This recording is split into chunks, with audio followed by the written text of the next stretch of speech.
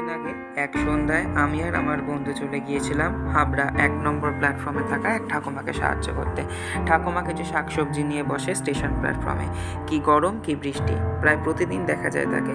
পরিবারের সদস্য সংখ্যা অনেক হলেও উনি আর ওনার স্বামী আলাদা থাকে, কারণ ছেলে দেখে না, অসুস্থ স্বামী, তাই টাকা রোজগারের একমাত্র পথ এই শাকপাতা বিক্রি। প্রতিদিন কষ্ট করে 100 থেকে 150 টাকা রোজগার করলেও প্রতিদিন সব কিছু বিক্রি হয় না, তাই সিদ্ধান্ত নিয়েছিলাম কিছু সাহায্য করবার। আমাদের সামর্থ্য অনুযায়ী ওনাকে তেল, চিনি, ডাল, মশলা, ছোলা, সাবান, শ্যাম্পু কিনে দিলাম। আর ঠাকুমা তো জিনিসগুলো পেয়ে খুব খুশি আর আমাদেরকে আশীর্বাদও করলেন। আপনারাও যদি এরকম কাজ করতে চান তো আমাদের সঙ্গে যোগাযোগ করতে পারেন। ওনাকে কথা দিলাম ভবিষ্যতে আবারও আসবো। এইরকম ভিডিও আরও দেখার জন্য আমাদের চ্যানেলটা সাবস্ক্রাইব করতে পারেন আর আমাদের পাশে থাকতে পারেন। এতে আমরা এইরকম কাজ করার আরও বেশি আগ্রহ পাবো। এই ভিডিওটা পুরো দেখার লিঙ্ক আপনারা পেয়ে যাবেন